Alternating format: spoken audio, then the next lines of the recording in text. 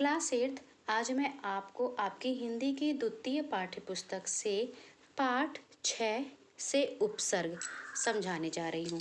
इस पाठ को समझने से पहले क्लास 8 आप ये जान लीजिए बेटा कि जिस तरह से बेटा आप पाठ 5 पढ़ते हैं ना, जो पिछली कक्षाओं से पढ़ते आ रहे हैं, पाठ 5 एक ही रहता है, लेकिन आपको उसी पाठ के अंदर से बहुत प्रकार के शब्द पढ़ने को मिलते हैं, समझने को मिलते हैं। जैसे पर्यायवाची शब्द, विलोम शब्द, श्रुतिसम भिन्नार्थक शब्द, एकार्थक शब्द पढ़ते हैं ना। उसी तरह से बेटा यहाँ पर भी पाठ 6 है और आपको पाठ 6 से ही उस उपसर्ग भी पढ़ना है, प्रत्यय भी पढ़ना है और समास भी पढ़ना है।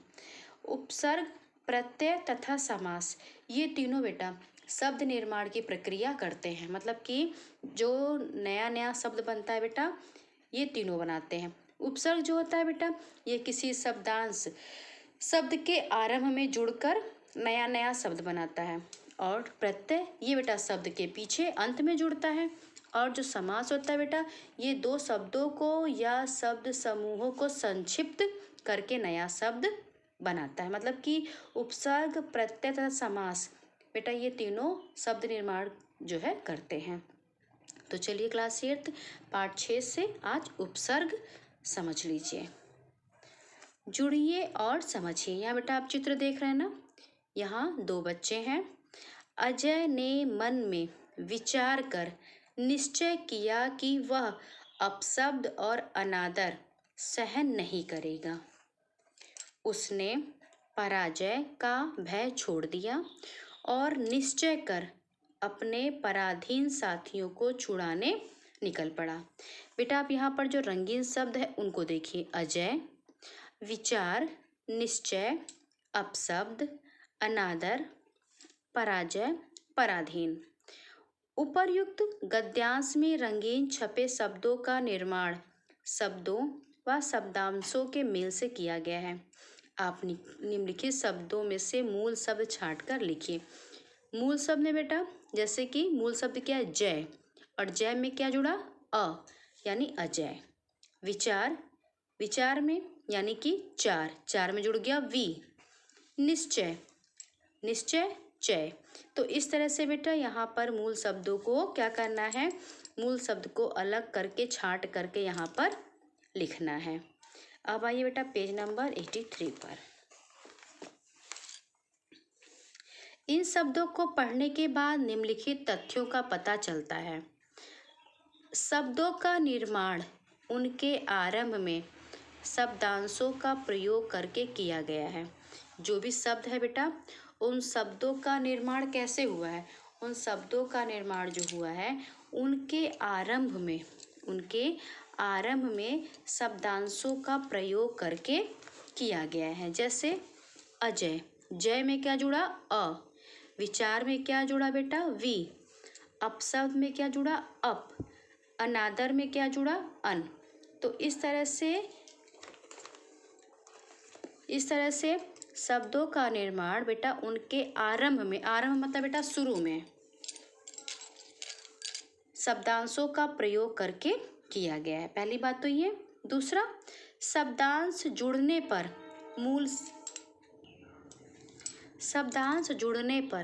मूल शब्द के अर्थ में परिवर्तन आ जाता। जैसे धर्म है बेटा, और धर्म में अगर हम अ जोड़ दें तो क्या हो गया? अधर्म। तो ये धर्म का क्या देगा? विपरीत अर्थ देगा। मतलब कि शब्दांश जब बेटा किसी मूल शब्द में जुड़ जाता है तो जुड़ जाने से क्या होता है? उसका जो अर्थ है वह बदल जाता है। जैसे धर्म है, धर्म में जैसे धर्म है, और धर्म में अगर बेटा हम अ उपसर्ग जोड़ देंगे तो हो जाएगा अधर्म। तो धर्म का बेटा क्या हो गया? अर्थ ही बदल गया और यह विपरीत अर्थ देने लगा। अब है बेटा अगला तीसरा, एक शब्दांश के प्रयोग से कई शब्द बनाए जा सकते हैं। जैसे आ है बेटा, आ उपसर्ग है ना, तो अ से बेटा हम बहुत सारे शब्द बना सकते हैं। जैसे अधर्म, अनीति, अनाथ, अज्ञान, अकाल, बहुत सारे शब्द बन सकते हैं। तो एक शब्दांश के प्रयोग से कई प्रकार के शब्द हम बना सकते हैं। जैसा कि मैंने कहा ना बेटा कि उपसर्ग जो है यह शब्द निर्माण करता है। मतलब कि ये जो उपसर्ग है, ये शब्दांश बेटा, एक ही शब्दांश का प्रयोग करके करके बेटा हम बहुत तरह के शब्द बना सकते हैं। फिर है, इन शब्दांशों का स्वतंत्र प्रयोग नहीं किया जाता है, ये शब्दों के आरंभ में जोड़े जाते हैं। बेटा जो ये शब्दांश होते हैं ना, उपसर्ग, इनका प्रयोग स्वतंत्र नहीं होता है। इनका बेटा जहाँ पर आवश्यकता होगी, जैसा होगा वैसा ही प्रयोग किया जाता है। ये नहीं कि हम जहाँ चाहें, जैसे मान लो कि अ उपसर्ग है तो आ बेटा हम जहाँ पर सटीक होगा, जहाँ सही बैठेगा, जिस शब्द के साथ जुड़ने पे सही लगेगा तभी तो वो माना जाएगा। तो शब्दांश जो होते हैं बेटा, जो उपसर्ग होते हैं, इनका प्रयोग स्वतंत्र नहीं होता है, ये शब्दों के आरंभ में जोड़े जाते हैं। ये नहीं कि हम इसे बीच में जोड़ दें या हम इसे शब्द के आगे जोड़ दें या शब्द के पीछे जोड़ दें। जो उपसर्ग होता है बेटा, ये शब्द के आरंभ में ही जोड़े जाते हैं। साथ ही साथ जहाँ इसका जैसा सटीक बैठता है वैसे ये उपसर्ग जोड़े जाते हैं। जैसे कि अब कोई भी जैसे शब्द हुआ तो मान लीजिए अ उपसर्ग है तो धर्म के साथ आ सही बैठेगा।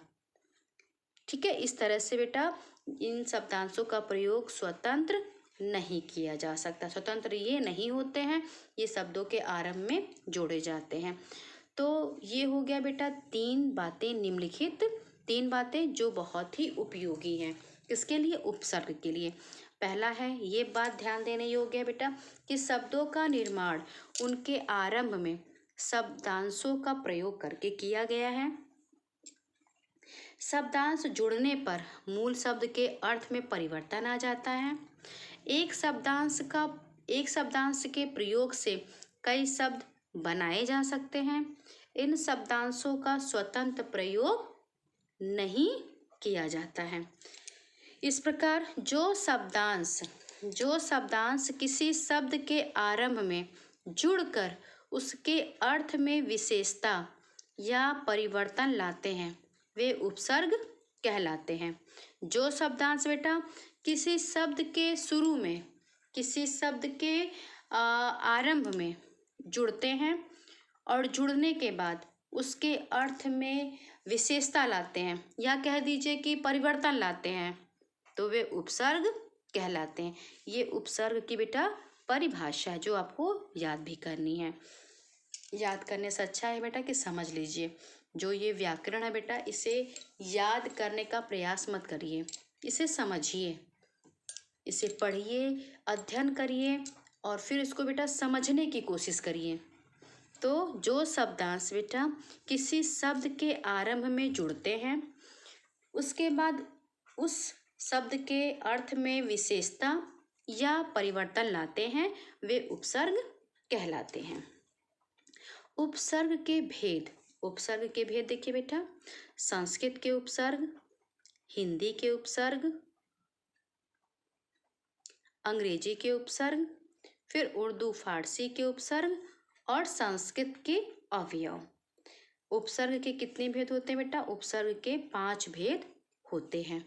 संस्कृत के उपसर्ग, हिंदी के उपसर्ग, अंग्रेजी के उपसर्ग, उर्दू फारसी के उपसर्ग और संस्कृत के अवयव।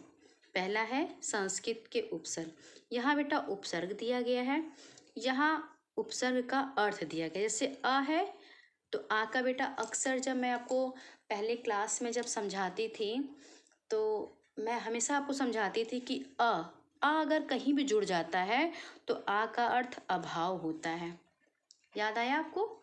तो आ का अर्थ होता है बेटा अभाव। आ कहीं भी जुड़ जाएगा तो समझ जाएगा तुरंत कि वहाँ पर जो भी अर्थ प्रदान कर रहा है वह अभाव के रूप में प्रदान कर रहा है। जैसे अधर्म है यानी कि धर्म का अभाव, अज्ञान है यानी ज्ञान का अभाव।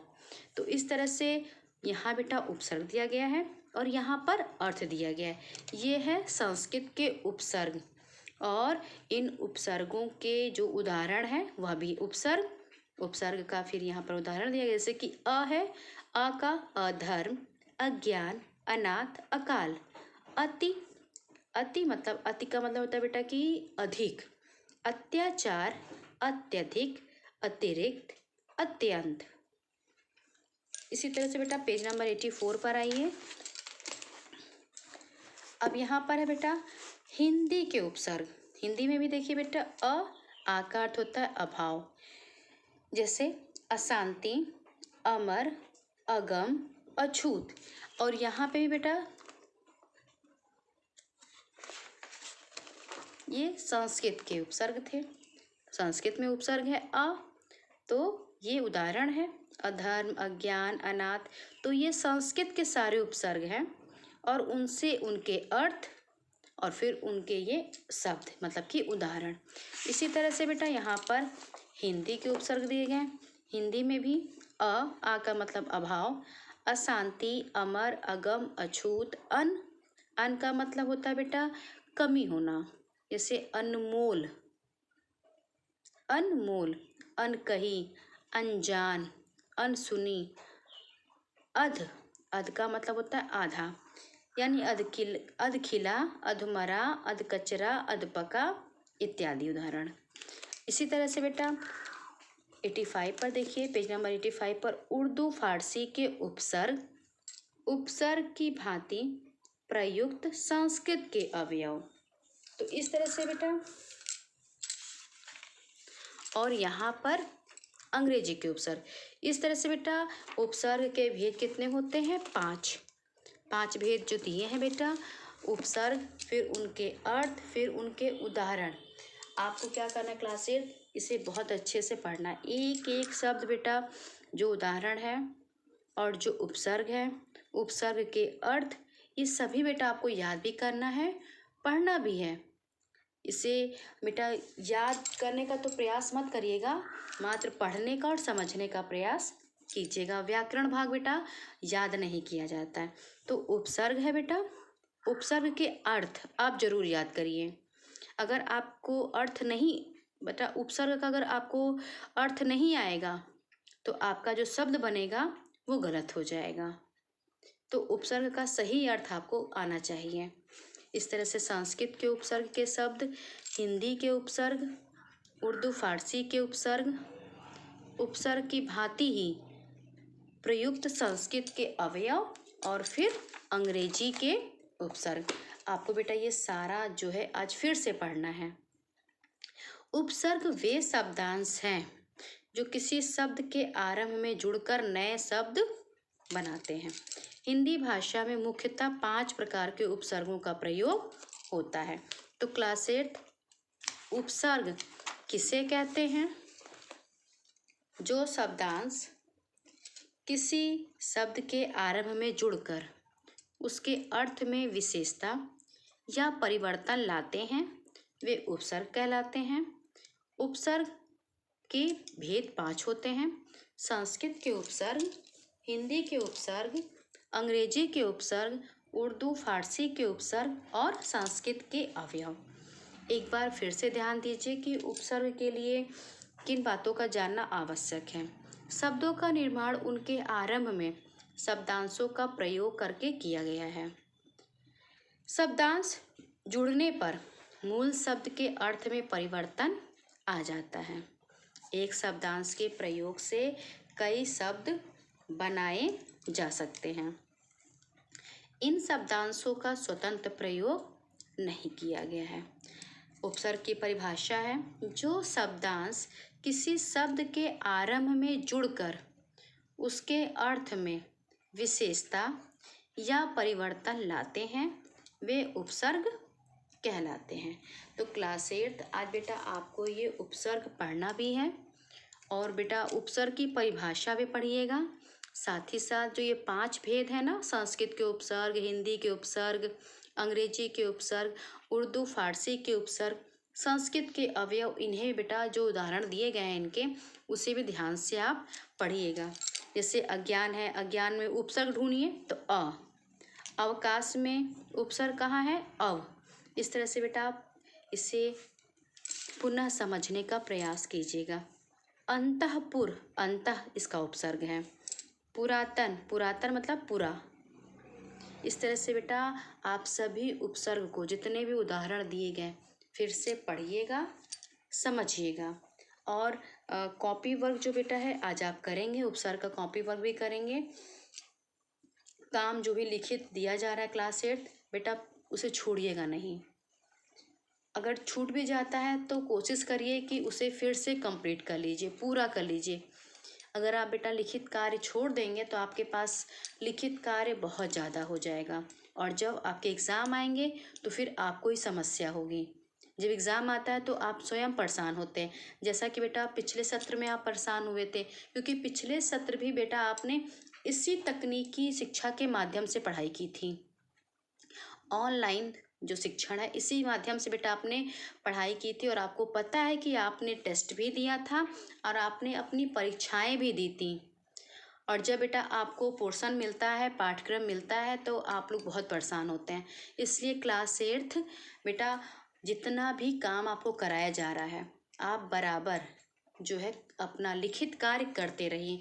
जो पढ़ाया जा रहा है बेटा व्याकरण भाग या हिंदी 1 जो भी पढ़ाया जा रहा है बेटा आप उसे पढ़िए, समझिए। अगर नहीं आता है क्लास 8 तो फिर मुझसे पूछिए, मैं आपको फिर से समझाऊंगी, मैं फिर से आपको पढ़ाऊंगी, फिर से समझाऊंगी। लेकिन बेटा छोड़िए नहीं। उपसर्ग बेटा आप पिछली कक्षाओं में पढ़ चुके हैं, आपने क्लास 7th में पढ़ा था, 6 में, हाँ 6 में भी आपने इसको पढ़ा था। और आज बेटा उपसर्ग को फिर से पढ़ने का और समझने का आपको अवसर प्राप्त हो रहा है। तो इसलिए बेटा उपसर्ग फिर अच्छे से पढ़िएगा, शब्दों को, नए नए शब्दों को बेटा तलाशिए, ढूंढिए, फिर उसके उपसर्ग को देखिए। ऐसे शब्दों को तलाशिए जिसमें उपसर्ग हो। तो बेटा ध्यान से पढ़िए, अच्छे से पढ़िए। आज कॉपी वर्क इसका कर लीजिएगा। इसके बाद बेटा मैं आपको अविकारी शब्द ही समझाऊंगी। और क्लास 8 हिंदी 1 में बेटा, हिंदी 1 में जो पाठ आपका चल रहा है ना, बस की यात्रा, जब ये पूरा हो जाएगा क्लास 8 उसके बाद मैं आपको संस्कृत सब्जेक्ट समझाऊंगी। तो आज क्या करना है क्लास 8, आज आपको बेटा पाठ 6 से उपसर्ग पढ़ना है और कॉपी वर्क भी करना है।